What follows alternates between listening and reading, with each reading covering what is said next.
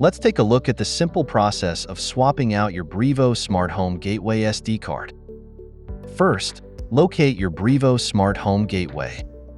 You'll need to power down your gateway by unplugging the power cord.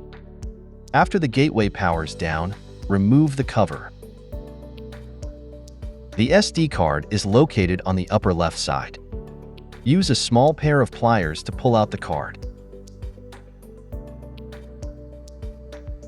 Use the pliers to grasp the new SD card. Ensure that the card's connectors are face up, as pictured here. Insert it gently into the same slot, without force. Once you have placed the SD card in the slot, you can use your fingers to push it in the rest of the way.